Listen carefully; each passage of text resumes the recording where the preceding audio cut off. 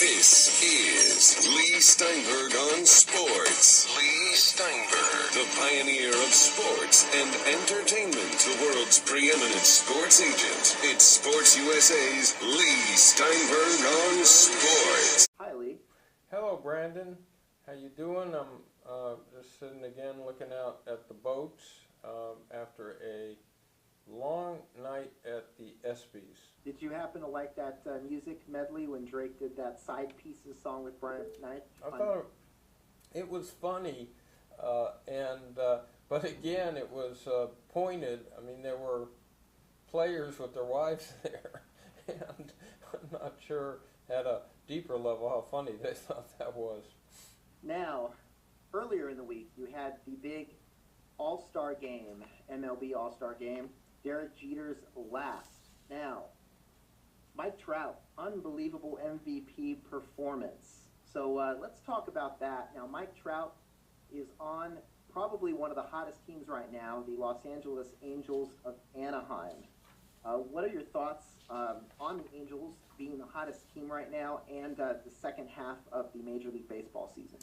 Well, the Angels are the hottest team. They entered the All-Star break with a 57-37 record. They were a game and a half behind the Oakland A's. I mean, first of all, let's just start with Trout. He's hitting .310 with 22 home runs and 73 RBIs. If he stopped right now, that's a reasonable season for a lot of players. And he's just ascending to a different level. I mean, if you just double all that, it's an amazing season. He can do it all. I mean, defensively, he's unbelievable. The point is that with a rotation that's got Weaver and Richards and C.J. Wilson, I mean, they are outstanding. As for Trout, I went to a game for the Angels not long ago and sat in what are called dugout seats. And I watched Trout in the dugout, and he was so exuberant and enthusiastic. He's dancing with people, he's bumping people, he's making jokes, he's up and down. He's just like a cheerleader. And then he comes out, and a little girl in these seats said something or other to him, and he turned around, smiled, and threw her a baseball. He's just amazing in all those ways. People compared him to Mickey Mantle, and he's just terrific. One of the big topics of the past week has been LeBron James' homecoming back to Cleveland. That is just huge that he's going back there to possibly win them a championship. He wants to deliver at least one. Now, what do you think of his new contract, a 2-year deal? He very astutely signed a 2-year contract. Now, why 2 years? Because a new television contract will be coming in 2 years, and it will entirely reshape what salaries are in the NBA. So people will ask, and now how can he talk about going back to the community and making such a major difference and that being important to him and then only sign a 2-year contract? I would be shocked if he doesn't extend that contract in 2 years and stay in Cleveland for the rest of his life. It's one thing to leave once. He describes it as going away to college.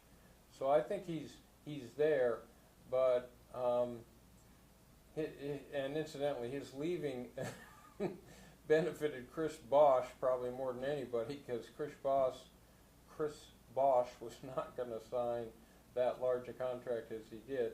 But so this was a great move for him all the way along. It makes him more endearing to the country. It creates him as a iconic myth in northern Ohio. It gives him what he wants in terms of a viable chance to win more games. He still gets paid $40 million for 2 years. He has a chance at another bite at the apple. It will enhance more endorsements. So he comes out a big winner all the way around. And oh, incidentally, Cleveland, the butt of all jokes, Cleveland, the mistake by the lake. Cleveland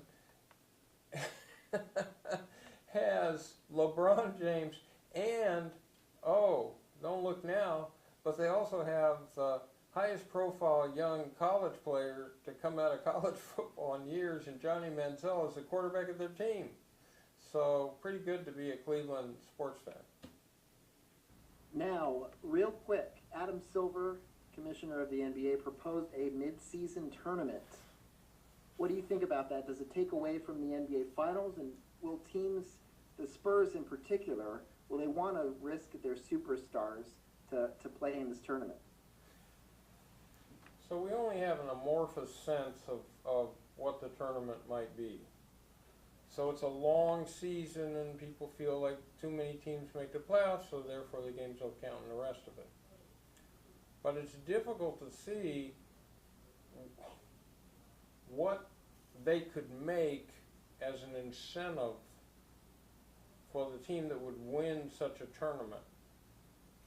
As long as the NBA championship is considered the ultimate goal in this, as long as the NBA championship is the brass ring, it's hard to see teams wanting to risk the health of their personnel in hard-fought games that don't count for that. There's bodies slamming against each other. And every time a body runs up and down the court, they can pull something, they can twist something. So that's just part of the game when the games count for what's considered to be the ultimate prize.